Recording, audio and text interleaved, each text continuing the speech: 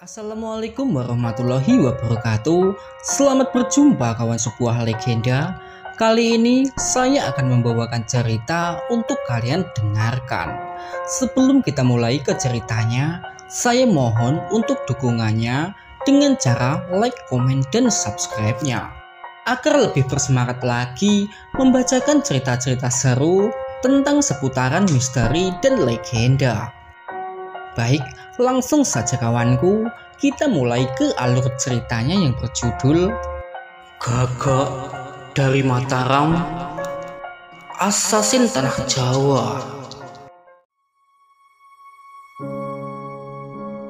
Bersama secercah cahaya lembayung senja yang perlahan memudar, terdengar suara derap kaki ratusan kuda yang menggema di celah-celah tebing, di mana Ki Dharmajaya memimpin 50 pasukannya membawa 300 kuda menuju ke sisi sebelah utara tebing. Bersamaan dengan suara gemuruh yang terdengar, tampak Pitaloka beserta 30 serikandi wanita tangguh yang sedang menyelusuri landainya tebing penuh bebatuan. Sementara di perkemahan, suasana tak seramai sebelumnya. Arya Binangun menyisakan sekitar 220 pendekar yang berjaga di sana. Sore itu bersama posisi dari Sang Hyang Surya yang sedang tenggelam di sebelah barat. Terlihat Arya Binangun yang terlibat obrolan serius dengan Laila Begum dan Asman yang sedang menuntut keadilan atas nyawa Bahiri. Hingga suara senandung azan terdengar di sepasang telinga mereka. Nanti sehabis Isya, kalian datanglah ke tendaku, ucap Arya Binangun mencoba menenangkan kedua mantan asasin yang kini menjadi bagian dari pasukannya.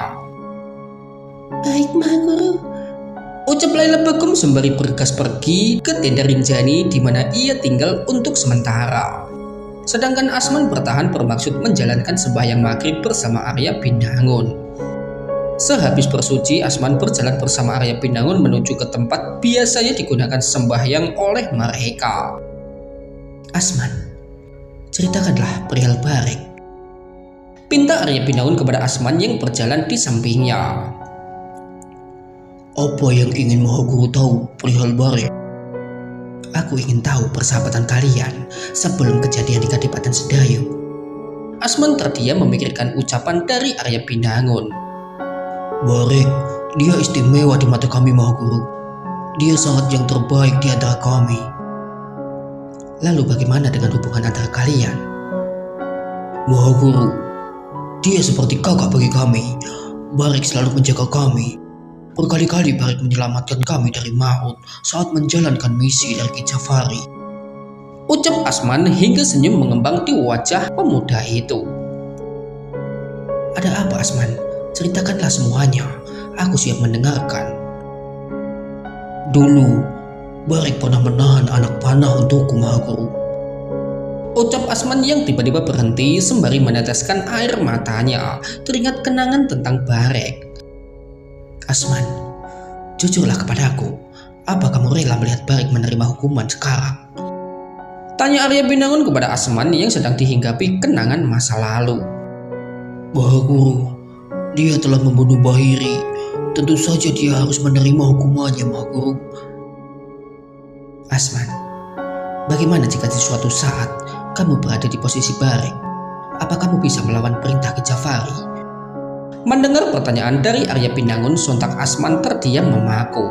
Asman memikirkan semuanya, di mana Ki Jafari memiliki kekuasaan atas mereka. Asman, aku ingat dulu, aku menebas seorang dari kalian dengan pedang sambar nyawa milikku. Apakah itu yang bernama Bahiri? Asman menatap ke arah Arya Binangun hingga pemuda itu yang mengangguk-anggukkan kepala membenarkan ucapan dari Sang Mahaguru. Asman, sebenarnya aku juga ikut terlibat atas kematian sahabatmu itu. Sudahlah Asman, sebaiknya kita bergegas, ujar Arya Binangun sembari menepuk-nepuk bahu Asman yang sedang kalut akan pikirannya. Asman menatap arah Arya Binangun yang sedang berjalan menuju ke pinggiran perkemahan di mana beberapa orang yang sedang menunggu kehadiran mereka. Asman menghela nafas panjang karenanya disusul lelaki itu yang berjalan menyusul langkah Arya Binangun. Selang beberapa saat terdengar suara iqamah disusul sang maha guru yang maju memimpin sembahyang maghribnya. Tampak di belakangnya Asman yang berada di tengah barisan para makmum. Asman larut dalam ibadahnya bersama Arya Binangun serta para pendekar yang lainnya. Waktu berjalan dengan semestinya.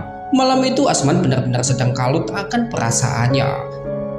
Hingga tanpa pemuda itu sadari langkah kakinya menuju ke tenda yang digunakan untuk menawan Barek. Asman terdiam mematung di depan tenda sampai pemuda itu yang memutuskan membawa langkahnya masuk ke dalam tenda yang dijaga oleh 4 pendekar pilih tanding. Asman menatap tajam ke arah Barek yang sedang duduk sembari meringis kesakitan saat Pancali sedang melumuri ramuan baru ke lukanya. "Asman!" Suara terdengar saat Barek melihat Asman telah berada di dalam tendanya. "Mau apa kamu kemari? Jangan macam-macam atau aku laporkan kepada Maha Guru," ucap lantang Pancali yang takut Asman menyakiti Barek. Asman tak memperdulikan ucapan dari Pancali dengan pemuda itu yang membawa tubuhnya duduk bersimpuh di hadapan Barek. "Barek, katakanlah alasanmu menerima perintah dari Ki Jafari untuk membunuh Bahiri." Tanya Asman mencoba mencari jawaban guna menenangkan perasaan yang sedang berkecamuk hebat. "Karena Bahiri Laila ingin pergi." "Kenapa harus kamu, Barek? Kenapa bukan orang lain saja yang membunuh Bahiri? Jawab, Barek, kenapa harus kamu?" "Asman, aku tidak mau kamu yang melakukannya." "Maksudmu, Barek?" "Asman, Ki Jafari mengancam akan mengirim orang lain jika aku menolaknya. Siapa lagi yang dimaksud Ki Jafari selain kamu, Asman?" Asman kembali terdiam setelah mendengar penjelasan dari Barek. Hingga pemuda itu yang menghela nafas panjang. Asman segera meninggalkan tempat itu. Selang beberapa saat terlihat Asman yang membawa langkahnya menaiki sebuah bukit yang berada tak jauh dari perkemahan. Asman duduk bertekuk lutut sembari menatap ke arah di mana langit sedang dihiasi oleh bintang-bintang yang bertaburan. Sampai di mana tatapan Asman tertuju ke arah perkemahan, tampak di sepasang matanya 3 pendekar yang sedang bercengkrama di depan api unggun. Seketika senyum mengembang di wajah Asman dikarenakan teringat akan masa lalunya bersama Barek dan Bahiri. 3 serangkai dari Segoro Yoso yang tak pernah terpisahkan. Hingga perhatian pemuda itu tertuju ke arah Laila Begum yang datang ke tenda guna menjemput Barek bersama beberapa pendekar bermaksud membawa Barek menuju ke tenda Arya Binangun guna untuk diadili. Asman segera bangkit dari tempatnya, disusul pemuda itu yang berlari guna menyusul Laila Begum yang pergi membawa Barek dan Pancali menuju ke tenda Arya Binangun. Sementara itu, Arya Binangun sedang duduk ditempani oleh Viraloka dan Rinjani. Tampak juga Argasena dan Palapati yang hadir di sana.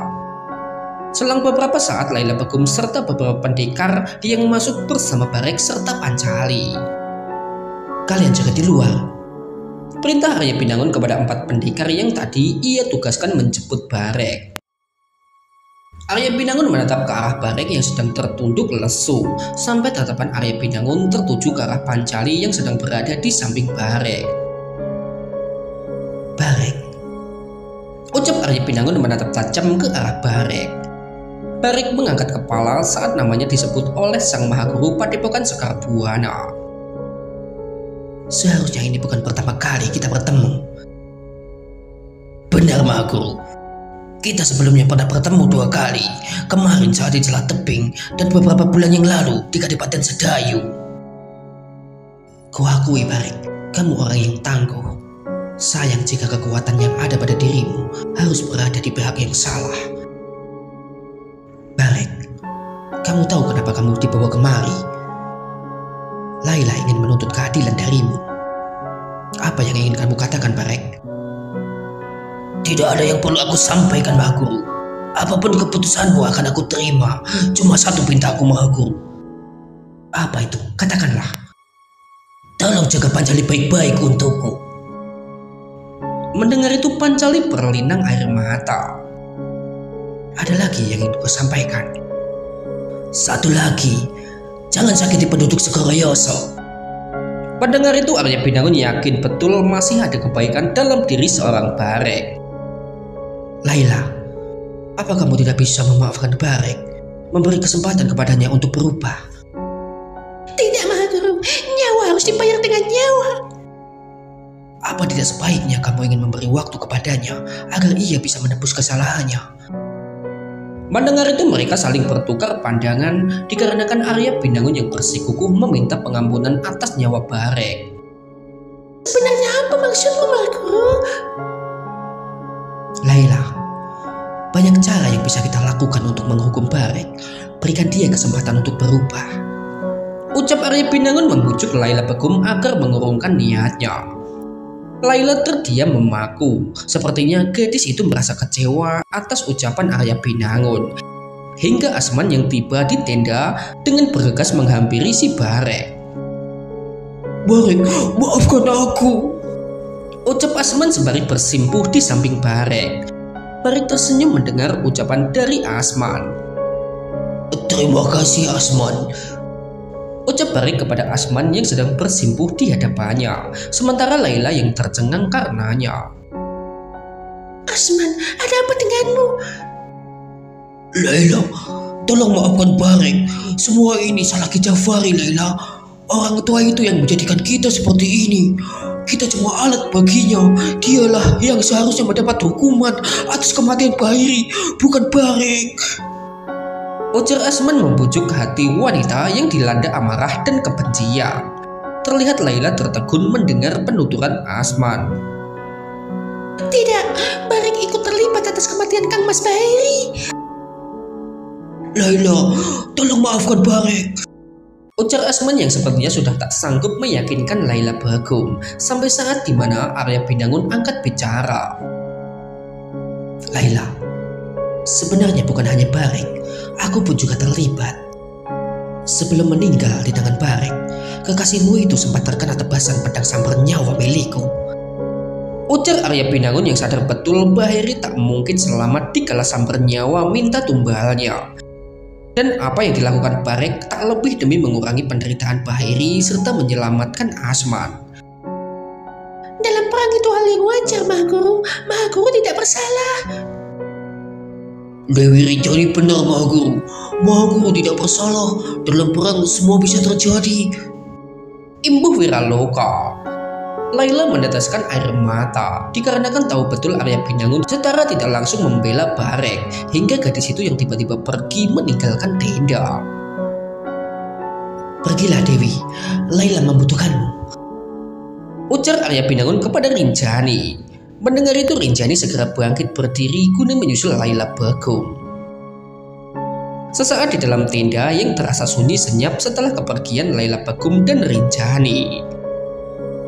Barek, apa kamu ingin berubah menjadi yang lebih baik? Barek melihat ke arah Arya Binangun sembari memikirkan dengan seksama ucapan Sang Maha Guru. Disusul tatapannya yang tertuju ke arah Asman, kemudian Pancali yang sedang berbinar-binar. Izinkan aku bergabung denganmu, Maha Guru. Ucap Barek dengan keseriusan di wajahnya. Mendengar itu Arya Binangun serta yang lain tersenyum bahagia. Malam itu barisan pendukung Arya Binangun bertambah kuat dengan kehadiran Barek di dalamnya.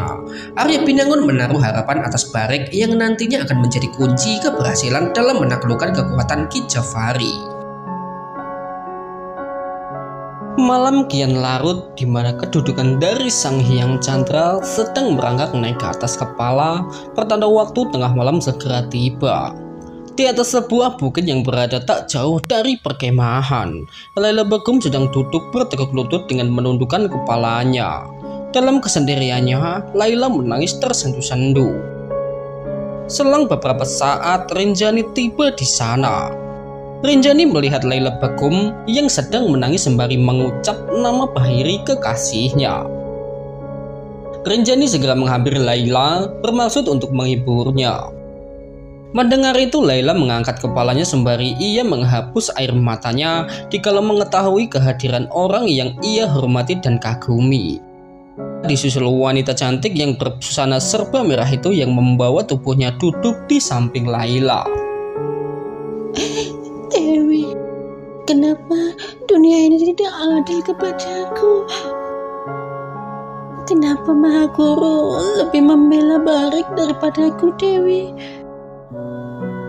Laila, Mahaguru tidak membela siapapun. Percayalah, semua itu kebaikan kita bersama, Laila. Seiring berjalannya waktu, kebenaran Barik pasti akan terungkap. Sepertinya Laila kurang puas akan jawaban dari Rinjani. Dewi, Barik telah membunuh Kang Mas Bahiri. Selamanya Barik akan menjadi orang jahat di mataku. Saut Laila Begum yang sedang dilanda amarah. Rinjani tahu betul tidak mudah meyakinkan seorang wanita yang dilanda perasaan sakit hati. Laila, kamu harus berusaha memaafkannya. Kebencian perlahan akan merusakmu. Aku tidak bisa seperti Dewi yang bisa berlapang dada dengan memaafkan orang yang telah membunuh kekasihmu. Rinjani sadar betul arah pembicaraan Laila Begum. Rinjani memegang telapak tangan Laila Begum hingga wanita itu yang mengarahkan tangan Laila ke bekas luka yang ada di samping pinggangnya. Apa ini, Dewi? Ucap Laila setelah meraba bekas luka yang ada di pinggang Rinjani. Ini adalah kenangan masa lalu yang berujung kekagumanku kepada Kang Mas Binangun. Laila Begum terdiam mendengarnya. Dengan wajah gadis itu dengan menggambarkan rasa penasaran. Laila, 2 tahun yang lalu aku mendapatkan luka ini. Tanpa pertolongan dari Mahaguru, mungkin hari ini aku tidak bisa bersamamu di sini. Mahaguru merawat dan menjagaku, tak peduli aku adalah musuhnya. Dan aku juga ingat saat Pitaloka sedang marah sepertimu. Dia tidak terima Mahaguru menolongku dikarenakan kesedihannya atas Ki Aditya yang gugur dalam perang besar itu. Lantas, apa Dewi yang dilakukan Mahaguru? Tentu saja Mahaguru tidak bergeming dengan sikapnya. Beliau tetap merawat dan mengobatiku. Dan kamu tahu Laila, seiring berjalannya waktu, hubunganku dengan Pitaloka semakin membaik. Dan sekarang Pitaloka tidak mengungkit lagi masalah itu. Percayalah Laila, semua akan membaik. Suatu hari mungkin kamu akan memaafkan Barik dan menjalin persahabatan dengannya kembali. Sekarang aku tahu kenapa Dewi dan Kakang Mbok Pitaloka tidak pernah akur. Ucap Laila dengan senyum di wajahnya. Melihat senyum Laila Begum, Rinjani pun ikut tersenyum bahagia. Bagaimana aku bisa akur dengannya, Laila? Kamu lihat sendiri Pitaloka, orangnya seperti apa. Dia terlalu sombong. Ucap Rinjani dengan senyum yang mengembang di wajahnya karena bisa menenangkan Laila. Sementara Laila mengangguk-anggukkan kepala membenarkan ucapan dari Rinjani. Iya Dewi, ditambah lagi suka memberi perintah. Imbuh Laila dengan senyumnya. Itu juga yang membuatku kesal Laila, kalau harus terus bersamanya. Sesaat tampak mereka yang larut akan percakapan tentang pribadi Pitaloka. Rinjani mahir melakukan muslihat untuk menghibur Laila Begum. Hingga wanita itu yang bangkit berdiri. Laila, mari kita kembali. Besok hari yang panjang untuk kita. Ucap Rinjani sembari mengulurkan tangannya. Laila melihat sorot mata wanita yang ia kagumi. Disusul Laila yang tersenyum sembari meraih tangan Rinjani. Selang beberapa saat tampak kedua wanita yang kembali berjalan menuruni bukit guna kembali ke perkemahan. Sementara itu di sisi lain, di atas tepian tebing, di mana sebelumnya digunakan untuk Barik mengintai perkemahan, tampak Pitaloka berdiri sembari menatap ke arah tenda Arya Binangun. Malam itu Pitaloka melihat semuanya dari atas tebing. Kakang Mbok, mari kita kembali. Ujar seorang Srikandi yang sedang menemani Pitaloka di sana. Mendengar itu Pitaloka segera melangkah menuju ke tempat para Srikandi lain berada. di mana sekitar 30 Serikandi sedang berada di sana sembari mempersiapkan diri guna menyambut perang besar. Malam itu mereka sibuk mempersiapkan diri guna menyambut esok hari. Beberapa Serikandi terlihat sedang mengasah mata panah, sebagian lagi sedang memeriksa bilah panah, sembari mengencangkan tali busur agar bisa menembak lebih jauh lagi. Kakang Mbok, bagaimana dengan busurku ini? Tanya Serikandi sembari memperlihatkan busur yang telah ia setel sedemikian rupa digunakan untuk menembak jarak jauh. Ini terlalu kencang. Sebaiknya kamu longgarkan sedikit agar bisa digunakan untuk waktu yang lebih lama, ujar Pitaloka sembari menyerahkan kembali busur kepada Serikandi itu. Kakang Mbok, apa benar musuh akan datang besok? Tanya Serikandi mewakili rasa penasaran teman-temannya. Kalian telah lama mengenal Mahaguru. Apa kalian meragukan penilaiannya? Tentu saja tidak, Kakang Mbok. Malam itu di bawah langit yang sedang ditaburi oleh bintang-bintang, Pitaloka dan para Serikandi tertidur. Waktu bergulir dengan cepat, tak terasa langit perlahan mulai berubah warna bersama gelap yang berangsur memudar. Selang beberapa saat, terdengar suara azan yang mendayu-dayu dari lembah yang dijadikan tempat perkemahan. Sementara itu di atas tebing di mana sebagian besar Serikandi masih terlelap tidur. Kakang Mbok bangun, ujar Serikandi menepuk-nepuk pelan lengan Pitaloka yang serta-merta disambut Pitaloka perlahan membuka sepasang matanya. Ada apa? Kakang Mbok, mereka datang. Maksudmu? Tanya Pitaloka masih belum sadar sepenuhnya. Kakang Mbok, musuh datang, ucap Serikandi itu sembari menunjuk ke arah barat. Hingga sayup-sayup terdengar suara ratusan derap kaki kuda di sepasang telinganya. Pitaloka segera beranjak dari tempatnya. Disusul gadis itu berlari ke arah selatan tebing. Melihat itu puluhan Serikandi bergegas mengikutinya. Nampak di sepasang mata Pitaloka kegaduhan di perkemahan bersama suara riuh yang terdengar. Hingga Argasena dan Balapati yang membawa kuda-kudanya menuju ke arah barat bermaksud mengintai kedatangan musuh. Selang beberapa saat, dikala cahaya fajar yang bersinar, gemuruh ratusan kaki kuda semakin jelas di sepasang telinga bersama dengan butiran debu yang berterbangan seolah badai yang sedang menuju ke arah perkemahan. Pitaloka segera mengangkat busurnya. Bersama sebilah anak panah, Pitaloka menarik sekuat tali busur hingga sebuah tembakan Pitaloka lepaskan guna mencari tahu jarak tembak yang bisa diraih. Seketika anak panah melesat cepat menuju ke arah barat hingga anak panah yang mendarat jauh di depan. Di bawah siraman cahaya keemasan persembahan dari Sang Hyang Surya, di atas sebuah bukit terlihat seorang gadis yang sedang menarik tali busur bermaksud menembakkan anak panah sejauh mungkin. Pitaloka pendekar dari Daha itu segera melepas tali busur.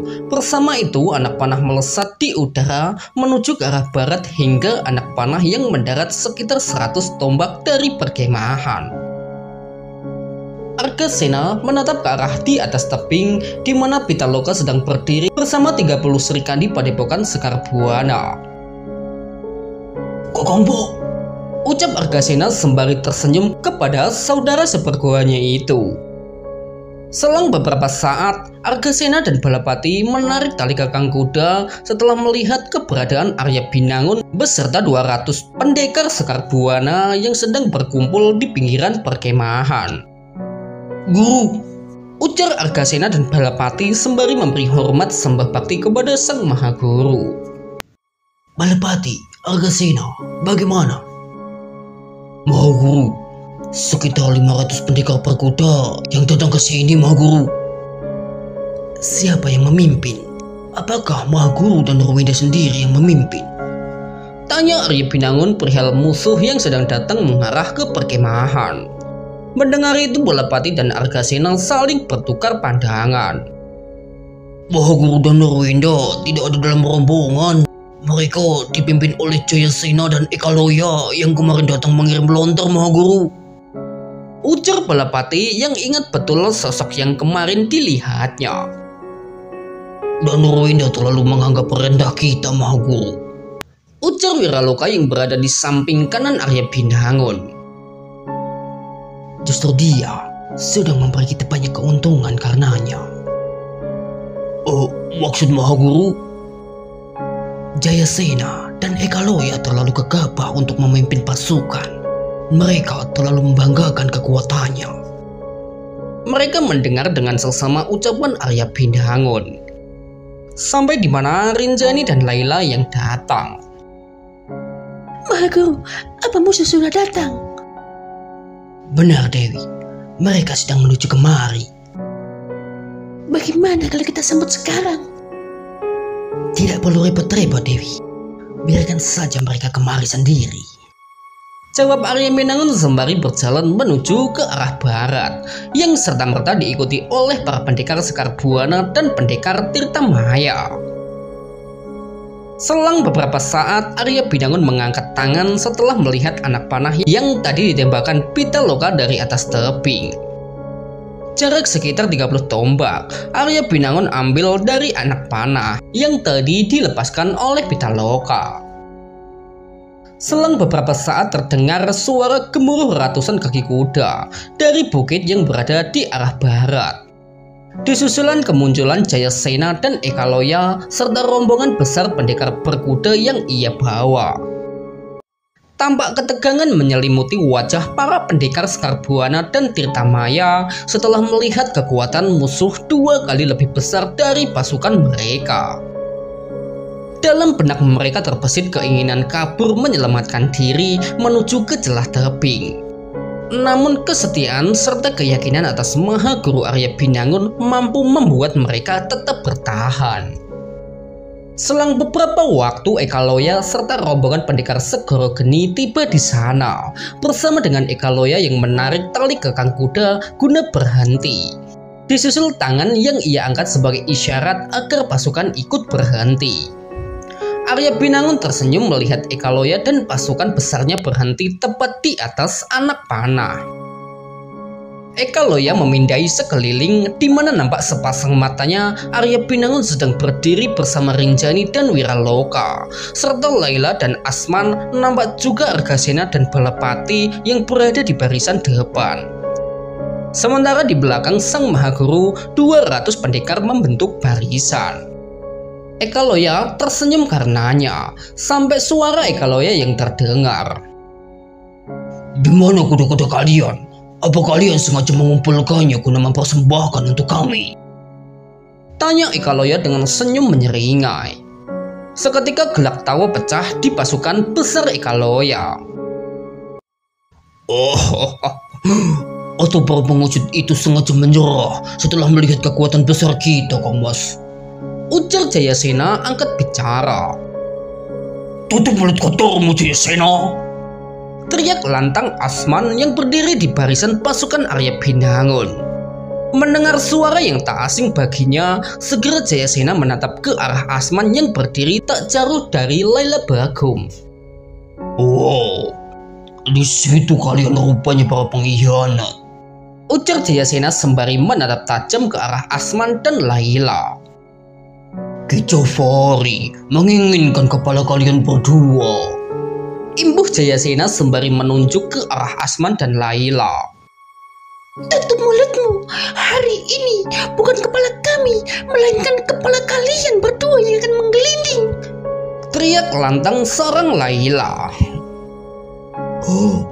Cih. Jayasena membuang air ludah bersama wajahnya yang memerah. Sobat Dimas, mereka cuma anak-anak kecil. Mudah bagi kita meluluh lantakan mereka. Ucap Ekaloya sembari tersenyum, hingga tatapan Ekaloya yang tertuju ke arah Arya Binangun. Arya Binangun, Mahaguru dan Nurwinda berpesan kepadamu. Bawa pengikutmu keluar dari wilayah kami, serta tinggalkan semua barang-barang kalian yang kalian miliki, maka kalian akan selamat. Mendengar itu Arya Binangun tersenyum karenanya. kalian saja yang kembali. Aku berjanji, pasukanku tidak akan memenggal kepala kalian. Sudahlah Kamas, sebaiknya kita habis saja mereka sekarang, ucap Jayasena melihat wajah Ekaloya yang memerah padam. Ekaloya segera menghunuskan pedangnya, yang segera diikuti oleh Jayasena serta yang lain. Hidup Mahaguru dan Narwendo! Teriakan lantang Ekaloya bermaksud membakar semangat juang para pasukannya, yang segera disambut suara riuh ratusan pendekar Segoro Geni. Belum sempat Ekaloya mengayunkan pedang sebagai isyarat agar pasukannya maju, mereka dikejutkan dengan anak panah yang melesat mengenai beberapa pendekar yang berada di barisan tengah. Terdengar suara beberapa erangan saat anak panah mencapai dada mereka. Mendapati serangan mendadak, mereka terkejut karenanya. Oh, siapa yang memanah? Teriak Jayasena yang tanpa dia sadari menimbulkan kepanikan di tubuh pasukannya.